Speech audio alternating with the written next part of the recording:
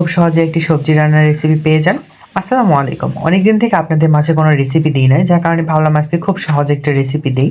আজকের রেসিপিটা হলো মিষ্টি কুমড়া ভাজি। এই মিষ্টি কুমড়া ভাজিটা করার জন্য আমি মিষ্টি কুমড়াগুলোকে একটু বড় বড় করে কেটে নিয়েছি। তারপরে আমি পুরো রান্নাটা সরিষার তেল দিয়ে করবো জন্য সরিষার তেল দিয়ে এখানে আমি পেঁয়াজ কুচানো আর কাঁচামরিচ ফালি দিয়ে এটাকে হালকা একটু ভেজে নিব।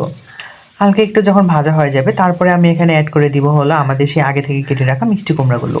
মিষ্টি কুমড়াগুলোকে দিয়ে আবার একটু আমি তেলে একটু ভেজে নিব। আমি যেহেতু পানি অ্যাড করব না, যার কারণে আমি সম্পূর্ণ রান্নাটা একটু ঢাকনা দিয়ে অল্প আঁচে রান্না করে নিব।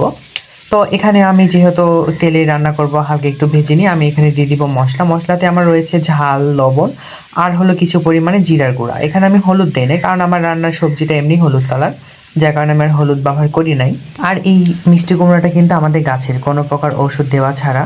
এইটাকে আমরা যেহেতু পানি ছাড়া রান্না করবো, সেই জন্য অল্প আছে আরও কিছুক্ষণ আমি এটাকে নেড়ে চেড়ে পছন্দ মতো